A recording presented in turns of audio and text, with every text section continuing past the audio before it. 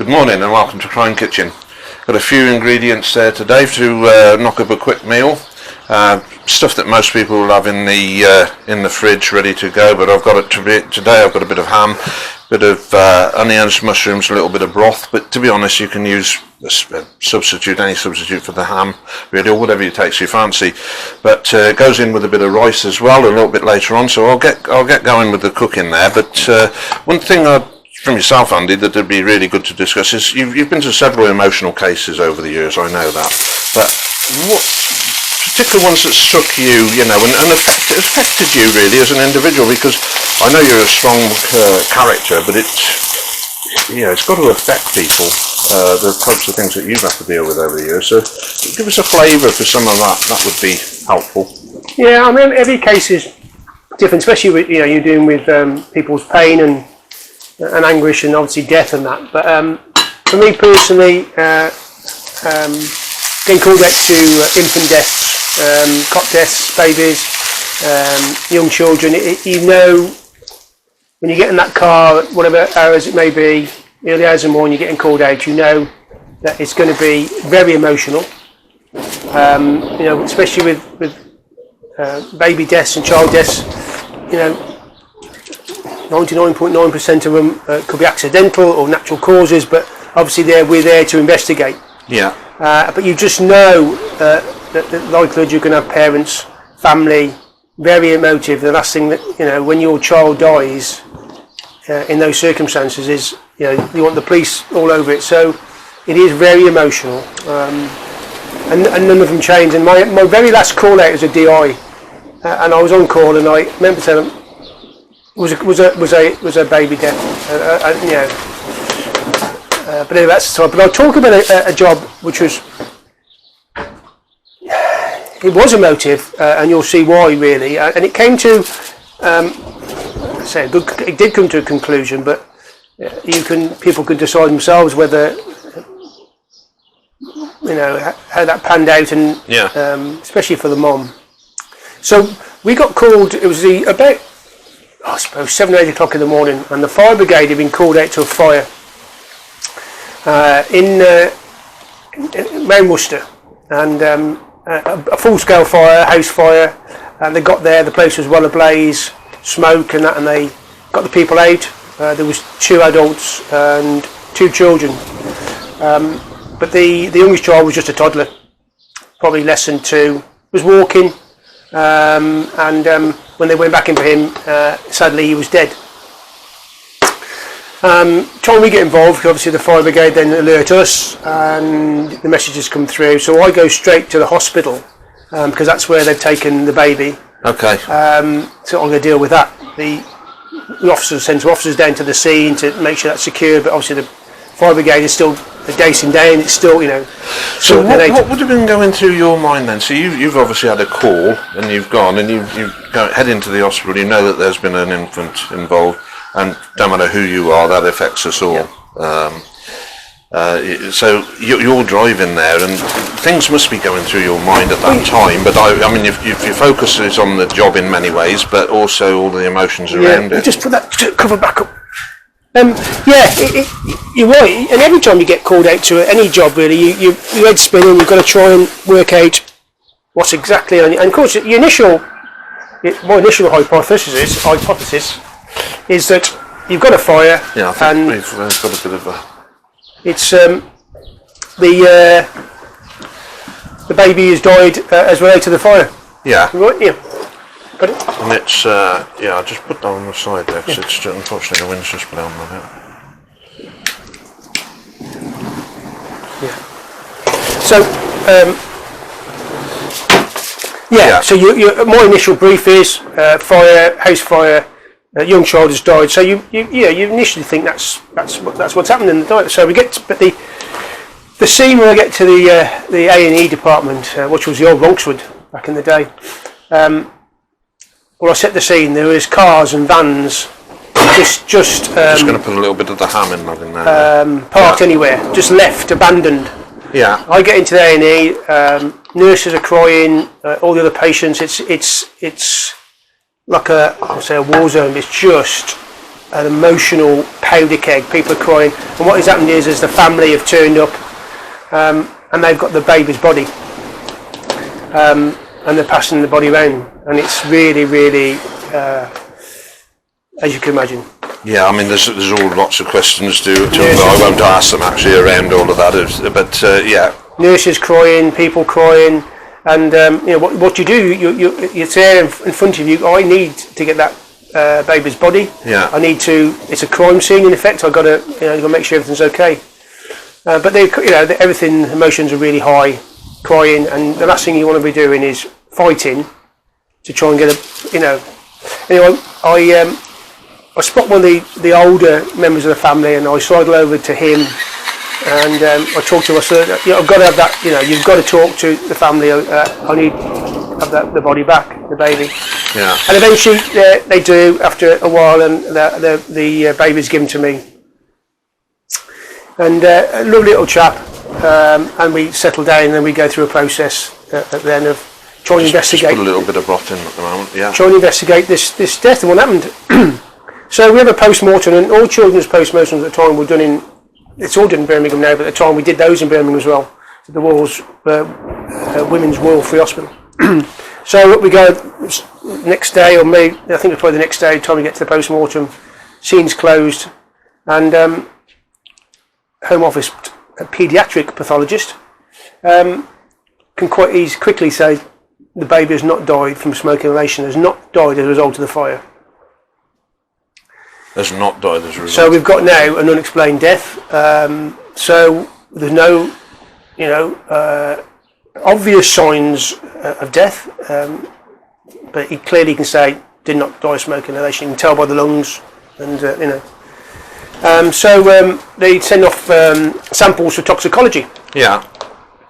And but we've still got a grieving mom here, and what it was that the scenario is that mom has got two children, a 5-year-old and this little baby, his toddler, in the house. Yeah. It's scantily furnished, to be honest. She's sleeping on a mattress in the bedroom, and there's in the lounge there's a friend who just stopped in the few nights and sleeping on the settee. And what has happened to cause a fire is that little baby has woke up and wants a bottle, toddler, and so she's gone to the kitchen, made a bottle up, and then put it on the stove, on the cooker hob, in water to heat up. In the morning time, the little toddler and his older sibling is walking round, and then she gets a bottle, and they go back into bed, and he has a bottle and goes back to sleep. As an accident, she's forgot to turn the cooker off, and there's a lot of grease and oil on the cooker, and that's took fire. And they go fell back asleep, and it's gone. And the kitchen's ablaze, and that's why. And they were lucky they let themselves. Yeah, so bad. So we've got a mom who's lost her little baby, little toddler, trying to deal with that. But we're also investigating why this baby has died. It wasn't long before Christmas, because I got the toxicology results back in between Christmas and New Year. Obviously, very, what a time for anything to happen. No good time, but Christmas is even bad. Toxicology tells us that he has died. He got so much antidepressants in his body, that enough to probably kill an adult. Yeah. So then, in your mind, you're thinking, what's going on? Has he been killed? Was the fire set to mask that death? Yeah, killed him? Yeah, I can see. And you can't get many. You've got to, you've got to go through those. That's right. Those processes, and it's coming back to people jumping to conclusions and reasons why you shouldn't rather. This is probably starting to warm to an area where that's exactly why you don't jump to conclusions, I guess. And we're dealing now. Lost a baby, and people do lose babies from young age and children. Now, Tony and I experienced that ourselves, so I knew exactly what was going on. Really, so we have to make the decision that the theory is that mom has killed the baby, given the baby antidepressants. Yeah. So as tough as it is, we have to go round. I went round. She's now stopping relatives, and again, walk into a house full of people still, very emotional because of the baby. I mean, just before you go on there, does you as a police officer, does your emotions switch at that point? Because me as a non-police officer, you go there and there's been an infant that's died, which is a very, very sad situation in that situation where there's been a fire, potentially accidental, and then suddenly you find that actually they haven't died through that. I can see just the way that I think, my mind switching a little bit, or my emotions would switch a little bit. I don't know. It's just interesting what goes through a copper's mind, really, and then you have to then put that to one side to deal with things professionally. Yeah, that's absolutely. where I'm coming from. I mean, it's all very sad, isn't it? Anyway, but you're right, and you've got to be professional. You're there to investigate a death for everybody's concerned. To prove or disprove what may or may not have happened, and you've got to get on with it. For everybody's, for the family, the criminal justice system, the coroner who's overseeing all these type of things, and so anyway, we go and it's potential. I did get walking in there thinking, how are we going to be accepted? And I managed to talk to her, and we explained to her that we need to to interview under caution, and she was arrested for murder, suspicion of murder. Went down and interviewed her. And how did the lady react to that? She was still very numb at this time, because we explained to her. I had a gut instinct really that when we said that to her, that she was so numb, and you just think, as if you don't know. You don't know. I don't think you do know how your baby has got all these antidepressants. Really, you could just tell. It wasn't. She's looking at me going, I don't know what you're talking about. Yeah.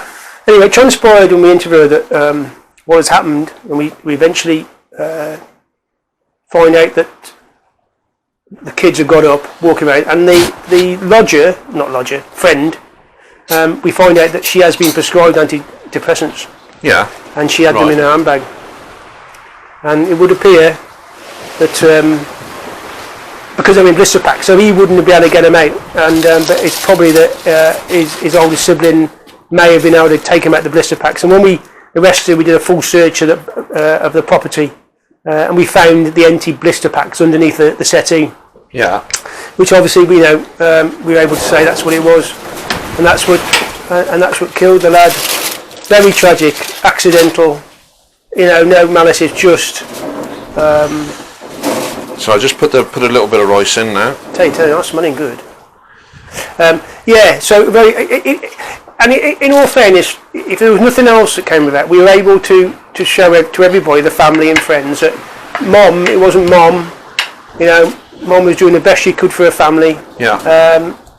It was just a very, very tragic accident. And I know the coroner made some recommendations, ultimate blister packs, because these particular antidepressants, although they were white, they did look like Smarties. Yeah. So recommendations came out of that about for manufacturers to change their packaging, change this, change that, and so it was just but a very emotional. And I often wonder about it now. It's a few years ago now. They've gone on to continue with a young baby dying and living with that. But I do hope that they've managed to move on. But it must be very tough. It's extremely tough. I mean, we had a cock death in our family many years ago, and it's still raw to this day. It is. And I know they went through similar things, in a way that where the police come in and there's an almost an accusation that that's right. That you're guilty, of something. And that when you go, we're there. They're thinking that we're going to be suspicious of them, but we're there trying just to investigate that as best we can, and it's it is difficult because just need to fire that up again.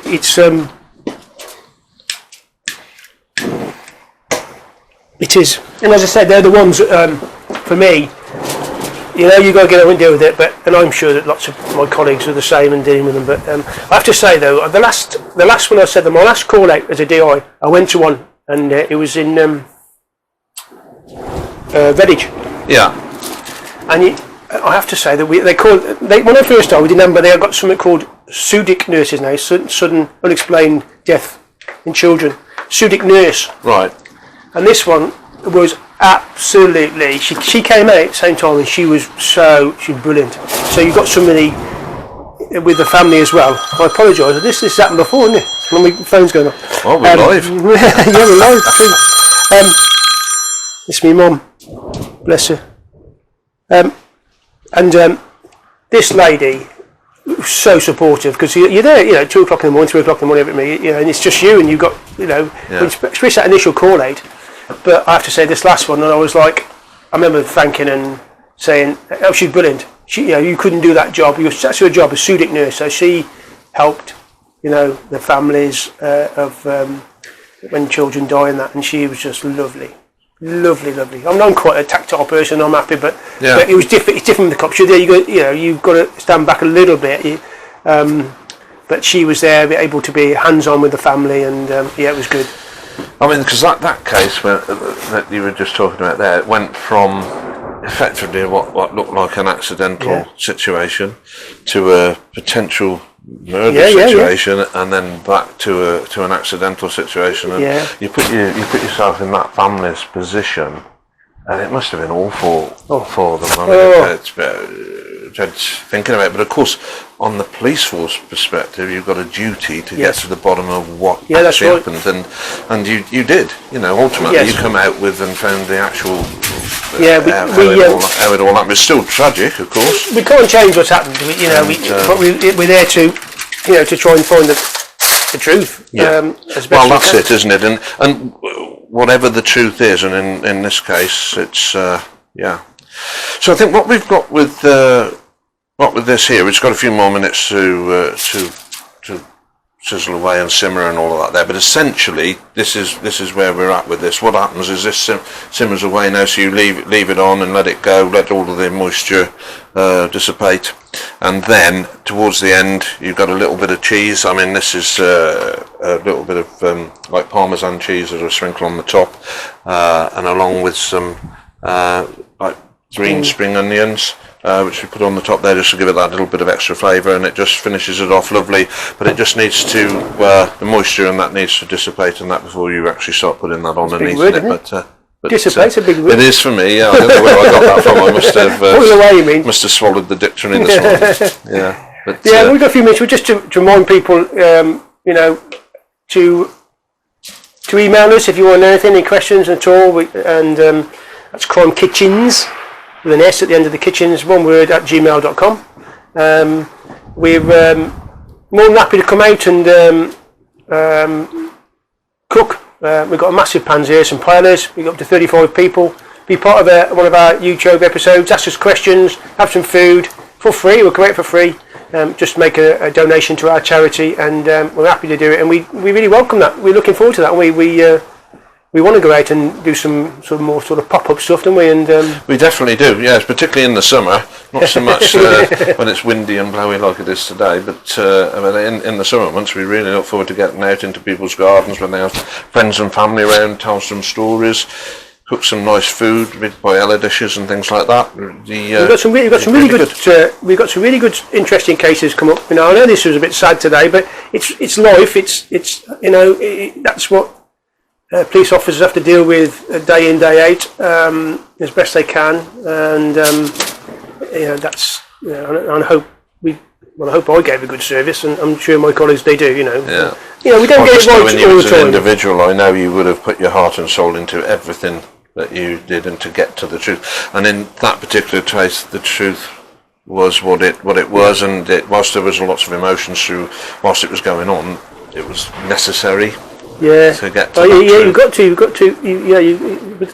It's important for everybody, for family, friends, everybody, the public. That it's the best you can is sorted. So I tell you what, Dave, that for simple ingredients, it smells It's very simple, and the beauty of it is like you can use whatever you. It's like Yeah, most yeah, meals really, but it's the idea of what we're trying to achieve is to use what you've got in the cupboard, knock up a quick one-pan meal and enjoy it, and you can feed a few people on the back of it. Good, And it's quite nice, and you can always add, like I say, by adding things like that in, it just adds that little bit of extra flavour and stuff like that. But you don't have to use and that. we'll put all the recipes out on the our Instagram or Facebook pages. We'll put them on it, and we'll probably, what we think about doing is do even a recipe book at the end of the year or something, just to put everything in there and part of it. So good. We are getting a bit windy. We're going to have to. We are. We'll have to find some shields for future reference. But I think we'll say goodbye for now, and